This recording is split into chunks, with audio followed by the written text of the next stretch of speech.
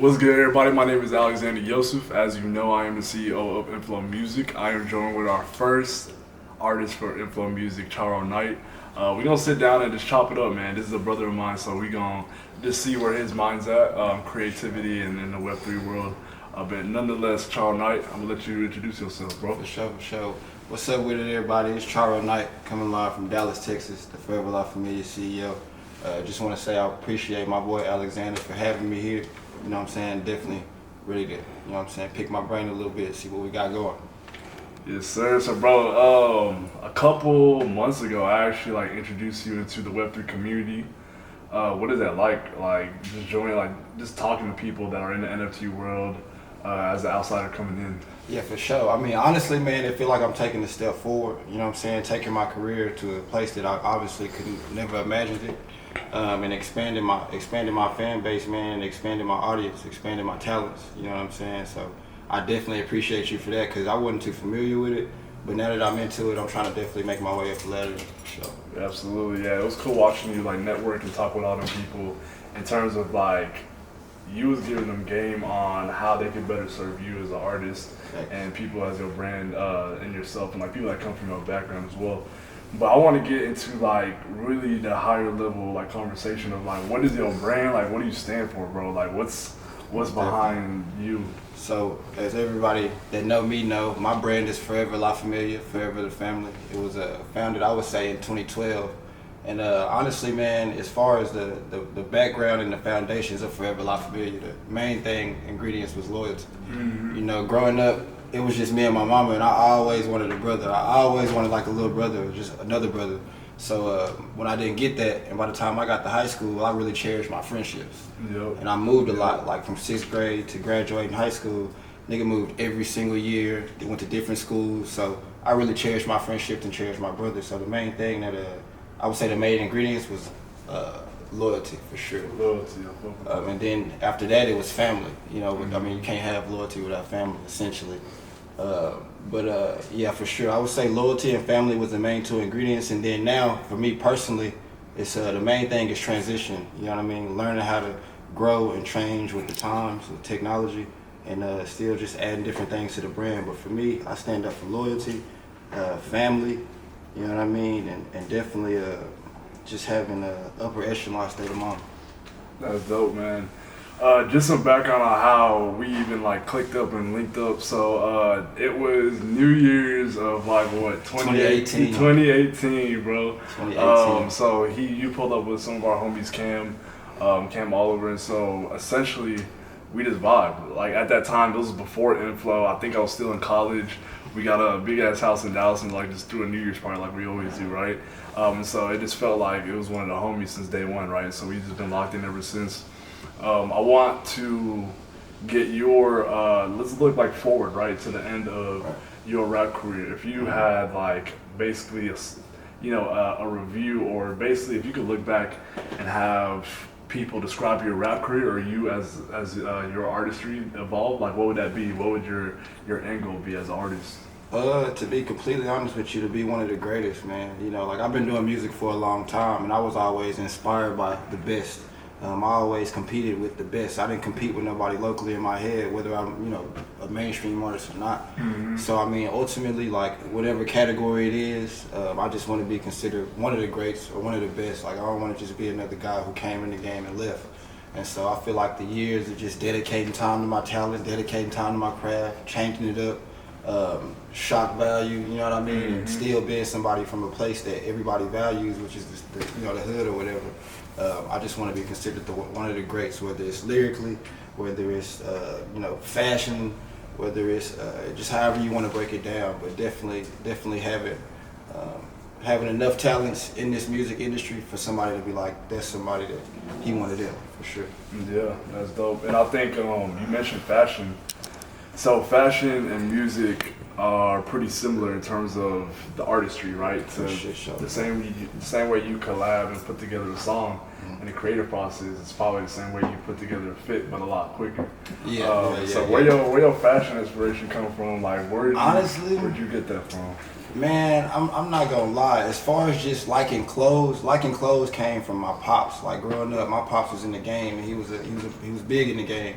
So like they used to have new jerseys, new Jordans, new this, new that, and they were big on, you know what I'm saying, being fly. So that was something that I would just say it was kind of, I wouldn't say natural, but that's just kind of how my dad made sure I was fly. Yeah, you know what I mean. So it was something that I picked up on, and then as far as my own twist, I think, man, it comes with confidence, bro. Like it's fashion is now more than just the actual clothes you pick. Like it's kind of what kind of mood you want to set, where you coming from. It's sometimes I'll go places outside of Texas, and I might want to put a Dickie suit on. I might be in a place where I might just want to put a Dickie suit on, and that's a statement for me. Yeah. You know what I mean? Or just box cut, different types of cuts and styles. But you'll be surprised, man. I look at everybody from fashion, from Bloody Osiris, you know what I mean, Cardi. Like I appreciate how everybody coming. I even like how Kanye coming with the boxy style. Like, I really appreciate it for what it is.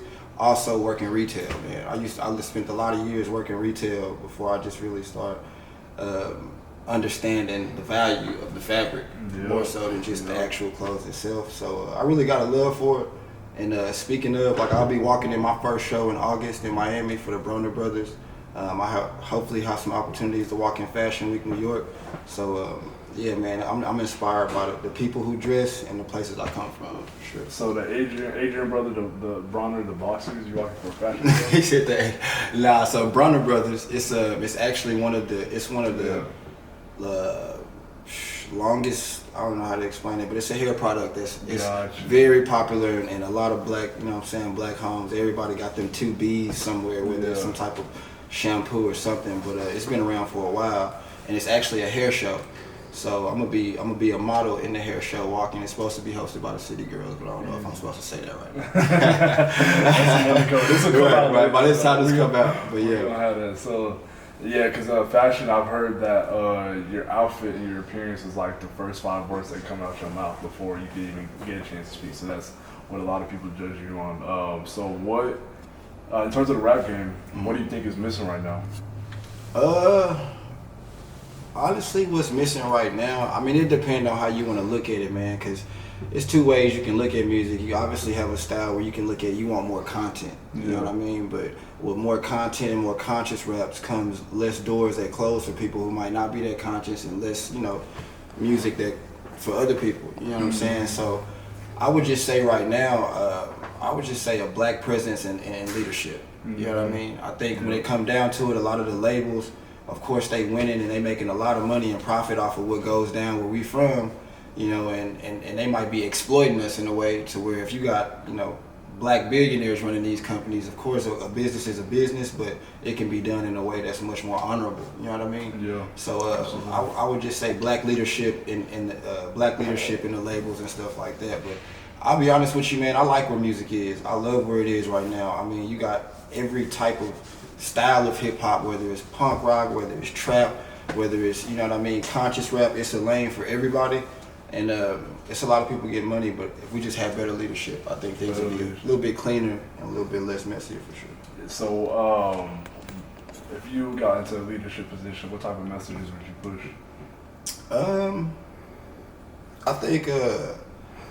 I think me, man, honestly, if I was a leader in the music industry, man, I would be.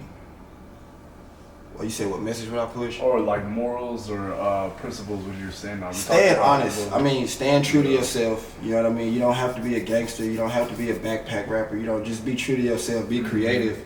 Don't be scared to be you. Don't be scared to get outside the box. And I think that would be what my label is about. Or if I was a leadership, like just really making sure that these artists are protected. No, I ain't gonna say protected because it's too hard to protect the artists, but just making sure that my artists are really actually creatively in tune. It's not about being hot, but having somebody who can push long-term product is definitely one of my first messages. I want to say that I want to have people around who can do long-term things, and also I wish if I was a leader, I would try to put a plan together to where, say if my artists don't work out, what's something else we can work with? Smaller labels or smaller record companies we can get them with. So just just doing right by the artist, man, and still getting the money, you know what I mean? And still finding good artists that's gonna last a long time. Yeah, speaking of like things outside music, like if an artist doesn't work out, you've been investing a lot in crypto, bro, and I'm surprised. I'm very like glad about the progress that you've made. You know, you reading charts, right? You spit game to me. Yeah. So how's that process been like? What got you like really embedded into like investing in crypto? Like what got you in there, and like how have you seen the space like, yourself grow in the space? Man, crypto it's one of my, I can't even call it a hobby. It's at this point, man, I'll be looking at the charts every 30 minutes. Honestly, man, just being somebody from where I'm from, you know, you hear investing, you don't really know what invest mean, and then you get to the point to where you kind of know what invest mean, and you hear about stocks, and you know, I don't really, but like when I was getting introduced into crypto, I was at a place where I was like, bro, I want to make money sitting at home. Like, what's a legitimate way? What's the way that's not a scam, or I ain't got to, you know what I'm saying? I want to make some money just sitting at home. And the only thing I really knew at that time was crypto. Everybody was talking about crypto and Bitcoin and stuff like that. And this was probably about maybe a week or so before we took that Austin trip. Yep. You know what I mean? Yep. So I ended up just looking up crypto, and everything I seen was Dogecoin. Like, it was the most popular coin. So obviously it struck an interest. And apparently I jumped in at a good time. But funny story, me and Ayo ended up going to Austin. Me and the gang, all of us, we went to Austin. Yep. And I get in the car and I asked Ayo, I was like, hey man, you know anything about crypto? Yeah. And he looked at me and say, that's what I do for a living. So that was literally my first bit of game. I asked him what are some good coins to jump into. Like, you know, he gave me some of some stable ones that I know for sure, like long term they're gonna do good. Like, I'm doing good on them now. But I asked him about Dogecoin, and he said, man, don't do it. Yeah, you know what I'm saying? He told me it wasn't a good idea, you know, no shade. But I had this itch, because when I got back home, you know, I'm looking up and I'm seeing all these people who say, man, if I would have just invested in this last year, if my bro told me no. So, man, I put like $200 in it. And this was at a time where it increased over like, I ended up putting $200 in and maybe a little bit more, and I ended up making like a couple bands. Yeah, you can make money off of it. I always say you can make money off of it, but it's like some it's volatile. And it's like, it's not a solid product. There ain't no company behind it, you know what I'm saying? Facts. But just seeing that, like, you gotta understand, it changed my entire perspective to the point to where I was hooked on that for a little bit, and then I got to the point to where I wanted more knowledge on more coins. What's really going on? Are they effective? Are they profitable? You know what I'm saying? Are they stable and stuff like that? But I'm somebody who, I actually like the volatility. Like, you know what I mean? Like, as long as you stay safe, play safe, you know, you might see some good increases, you might see some decreases, but life is a gamble. So. For real. Speaking of life, last question is, if you got a vision board, you ever done a vision board? A little bit, something like that. Yeah, I still gotta do it. I never done it either. If you had a vision board, what's on your vision board for the future? For the future, for sure, man, I would say $1 billion. You know, I think I have a mind outside of entertainment, or just, whether it's entertainment or outside entertainment, that'll really, you know, strike my hunger to be somebody who's wealthy.